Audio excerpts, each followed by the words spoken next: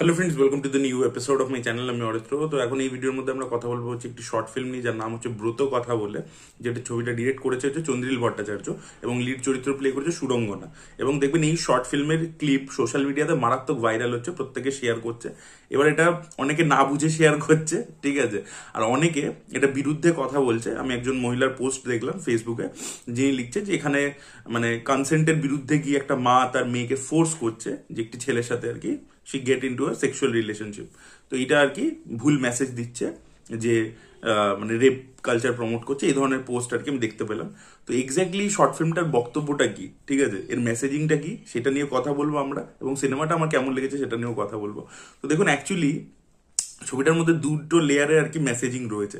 সবচেয়ে প্রথম লেয়ারটা হচ্ছে যে এই যে একটা মানে ক্লাস ডিভাইড আর কি, এই যে কার কোন জিনিসটা পছন্দ হবে এবং তাকে সেই অনুযায়ী দাগিয়ে দেওয়া টেস্টের উপর আর কি, মানে কার কে কিরকম গান শুনছে বা কোন কি ধরনের ছবি দেখছে বা কি ধরনের বই পড়ছে বা কি ধরনের সোশ্যাল মিডিয়াতে পোস্ট দেখছে, সেটার ভিত্তিতে তাকে আমরা এই যে ক্যাটাগরাইজ করে দিই যে এ ছাপড়ি, এ আঁতেল, এই জিনিসটাকে নিয়ে ক্রিটিসাইজ করা হয়েছে, ঠিক আছে। এখানে সুরঙ্গনার ক্যারেক্টারটাকে দেখানো হচ্ছে একদম সাউথ ক্যালকাটার একটা স্নবিশ মেয়ে, যে প্রচন্ড হাইফাই নিজেকে দেখাবার চেষ্টা করে, মানে গোদা বাংলা ভাষায় আর কি আঁতেল বলি, এবং তার সেই অনুযায়ী মানে সিনেমার টেস্ট, মিউজিকের টেস্ট, বইয়ের টেস্ট সেই অনুযায়ী, এবং তার একটি ছেলের সাথে আর কি বিয়ের হয়তো কথাবার্তা চলছে, সেই জিনিসটা মানে ক্লিয়ারলি বোঝানো হয়নি। তো তো সেই ছেলেটার সাথে ওর টেস্টটা ম্যাচ করছে না, ওর টেস্ট আর কি খুব হাই আর্ট অনুযায়ী আর কি।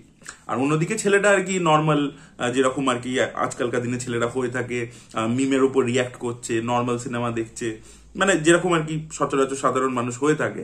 তো এবার এইটা নিয়ে যে একটা ক্লাস ডিভাইড আছে, মেয়েটা ওকে ছোট নজরে দেখছে এবং ছেলেটাও আর কি পাল্টা বলছে যে তুমি কিভাবে জিনিসটাকে ক্যাটাগরাইজ করে দিতে পারো, এবং সেটা নিয়ে এই মেয়েটি যে মা, সে কন্টিনিউসলি ওকে জ্ঞান দিচ্ছে যে না, তোমাকে দুটোকেই অ্যাপ্রিসিয়েট করতে হবে, এরকম তুমি ওই ক্লাস ডিভাইডটা করে দিতে পারো। তো এইটা একটা মেসেজ রয়েছে যে there is a room for everything. তোমার ওই জিনিসটা হয়তো পছন্দ নয়, বাট অ্যাকসেপ্ট করে নাও, মানে অন্যজনকে ছোট করো না, তোমার যেটা পছন্দ সেই টেস্টটাকে হাই আর্ট বলো না আর অন্যটাকে লো আর্ট বলো না, এরকম একটা মেসেজিং কিন্তু সিনেমার প্রথম দিকে রয়েছে। বাকি শর্ট ফিল্মটাতে একটা অন্য সেকেন্ডারি মেসেজ দেওয়া হয়েছে, সেটা হচ্ছে যে আমরা দেখে থাকি যে ধরুন একটা অ্যারেঞ্জ ম্যারেজ হচ্ছে, সেখানে একটা মা কিন্তু তার মেয়েকে বলে যে তুমি 1000টা অ্যাডজাস্টমেন্ট করো, তোমার যদি ওই ছেলেটার সাথে নাও বনছে। জেনারেলি মা বাবা কি করে থাকে যে আচ্ছা ছেলেটা চাকরি বাকরি ভালো, এই ফিনান্সিয়াল স্টেবিলিটি রয়েছে, ফ্যামিলি ভালো, চলো তুমি করে নাও। হয়তো মেয়েটার সাথে ছেলেটার টেস্ট মিলছে না, ফ্রিকোয়েন্সি ম্যাচ করছে না, তা সত্ত্বেও তাকে বিয়ে করে দেওয়া হয়, ঠিক আছে। এবং অ্যারেঞ্জ ম্যারেজ তো কাইন্ড অফ একটা বলে দেওয়া যে তুমি একটা ফোর্সড সেক্সুয়াল রিলেশনশিপে যাচ্ছ। তো সেই জিনিসটাকেই অ্যাড্রেস করে কোথাও বলা হয়েছে। মা বাবা যে এই যে জিনিসটাকে এনকারেজ করে, ঠিক আছে, সেটাকে কখনোই মানে বলে না যে তোমার যে মেন্টাল ম্যাচ করতেই হবে তবেই গিয়ে তুমি সেই রিলেশনশিপটার মধ্যে যাও বা বিয়েটা করো, সেইটাকেই আর কি হাইলাইট করবার চেষ্টা করেছে। সেকেন্ড হাফে এই মেসেজটা রয়েছে। এইভাবেও দেখতে পারেন যে সেক্সুয়াল হ্যারাসমেন্ট বা অ্যাবিউজ যেটা মেয়েদের সাথে হয়ে থাকে, সেটা বাবা মা জানতে পারলেও সে কিন্তু সেটাকে বাইরে বলে না, সেটাকে অ্যাড্রেস করে না, সেটাকে ধামাচাপা দিয়ে দেওয়ার চেষ্টা করে, সেটার সাথে মেয়েটাকে মানিয়ে নিতে বলে আর কি। তো সেইটার মেসেজিং কিন্তু রয়েছে। অ্যাকচুয়ালি শর্ট ফিল্মটা যেটা দেখাচ্ছে, বক্তব্যটা তার উল্টো দিচ্ছে। শর্ট ফিল্মটা অ্যাকচুয়ালি সোসাইটিতে যেটা হয় সেটাকেই তুলে ধরছে আর কি। তো এই মেসেজিং এর দিক দিয়ে কিন্তু কোনোভাবে প্রবলেমেটিক নয়, কারণ আপনি কিভাবে বলছেন, আপনি একটা হতে পারে যে আপনি মানে পুরো শেষে কনক্লুশন দিয়ে দিলেন যে এইটা আমি দেখালাম এটা খারাপ জিনিসটা, এটার বিপরীত আমি আরেকটা জিনিস বলে দিলাম যে এইটা হওয়া উচিত নয়। এইভাবে সিনেমা এন্ড হয়, যেটা কনক্লুসিভ এন্ডিং হয়। এটা যেহেতু শর্ট ফিল্ম, তো এখানে যেটা খারাপটা হচ্ছে সেইটাকে দেখিয়ে ছেড়ে দেওয়া হয়েছে যে এইটা হয়ে থাকে। এবার আপনি কনক্লুশন ড্র করুন যে আপনি কি মানে ইন্টারপ্রেট করতে চাইছেন। Short film with open end, ঠিক আছে। তো এই সিনেমাটা যেটা দেখাচ্ছে, মেসেজটা অ্যাকচুয়ালি তার উল্টোটা দিচ্ছে যে এটা হয়ে থাকে সমাজের মধ্যে। বোঝাতে পারছি নিয়ে ছবিটা কোনো প্রবলেম নেই, যারা বুঝতে পারেননি তাদেরকে বুঝিয়ে দিলাম। আপনাদের বক্তব্য অবশ্যই কমেন্টে জানাবেন। কিন্তু প্রবলেমটা হচ্ছে এই শর্ট ফিল্মটা সিনেমেটিক্যালি এনরিচিং নয়। মানে চন্দ্রিলে আপনারা যদি পরপর শর্ট ফিল্ম দেখে থাকেন, ট্যালেন্ট হোক বা মাঝে আরো একটা বানিয়েছিল, সেটা সেইভাবে অতটা চলেনি। ট্যালেন্ট তো বিশাল ভাইরাল হয়েছিল, বা এইটাও খুব ভাইরাল হয়েছে।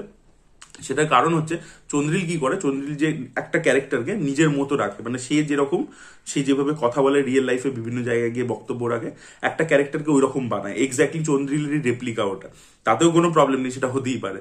এবার সন্দীপ রেড্ডি বাঙ্গার যেরকম প্রোটাগনিস্ট, সন্দীপ রেড্ডি বাঙ্গারই মানে প্রতিচ্ছবি আর কি, তো সেরকমই আর কি, সেটা কোনো প্রবলেম নেই।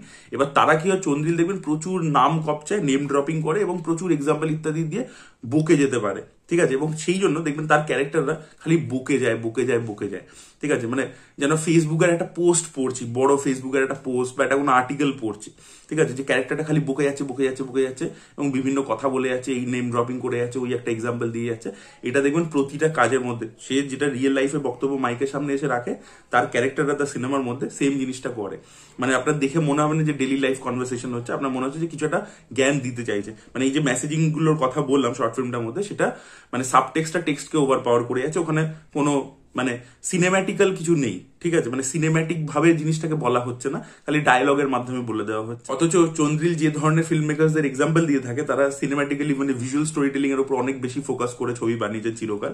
চন্দ্রিলের কোনো সিনেমাতেই আপনি সেটা দেখতে পাবেন না যে ভিজুয়াল স্টোরি টেলিং এর উপর কোনোভাবে ফোকাস করা হয়েছে। সেখানে খালি তার যেটা স্ট্রং পয়েন্ট, যে একটা হিউমারাস ডায়লগ ভাবে সে দেখবেন একটা সার্কাস্টিক ওয়েতে কথাবার্তা বলে থাকে, এবং চিরকাল বাঙালি সমাজকে সে ছোট করে এসছে, যে যেগুলো এক্সিস্টিং জিনিসপত্র আছে সেগুলোকে ছোট করে এসছে। তো সেইটাই তার ক্যারেক্টার্সরা বিভিন্নভাবে আর কি ডায়লগস এর মাধ্যমে বলে থাকে। তো সেইটা সিনেমাটিক্যালি খুব একটা যে এনরিচিং তা কিন্তু নয়। এটা যারা সিনেমা লিটারেট তাদেরকে যে কোনো লোকে জিজ্ঞেস করে সিনেমাটিক্যালি এটার মধ্যে কি আছে, না কোনো ভিজুয়াল স্টোরি টেলিং আছে, কোনো অ্যাস্থেটিক্স নেই, একদম নর্মাল ভাবে শুট করা, তো সেগুলোর মধ্যে আপনি কিছু পাবেন না। তো চন্দ্রিল যেটা বক্তব্যটা রেখে থাকে সেটা খালি মানে বক্তব্য লেভেলেই থাকে আর কি, সেটা সিনেমাতে ট্রান্সলেট হয় না আর কি, মানে সিনেমাটিক মিডিয়ামে ট্রান্সলেট হয় না। তো এটাই বলা ছিল। তো আমার শর্ট ফিল্ম হিসাবে যে খুব একটা দারুণ এনরিচিং লেগেছে সেরকম নয়, বা সুরঙ্গনা যে পারফরমেন্স অসাধারণ কিছু করে দিয়েছে সেরকমও মনে হয়নি, বাট মেসেজিংটা কিন্তু প্রবলেমেটিক আমার মনে হয়নি। সেটাই আমি বলতে চাই, যে মেসেজিংটা নিয়ে অনেকের বক্তব্য ছিল যে এটা প্রবলেমেটিক একটা মেসেজ দিচ্ছে, বাট সেটা কিন্তু নয়। এটা আমার মনে হচ্ছে। আপনাদের বক্তব্য অবশ্যই কমেন্টে জানাবেন। এই ভিডিওটা ভালো লেগে থাকলে লাইক করুন, শেয়ার করুন, চ্যানেলকে সাবস্ক্রাইব করতে ভুলবেন না। Bye bye.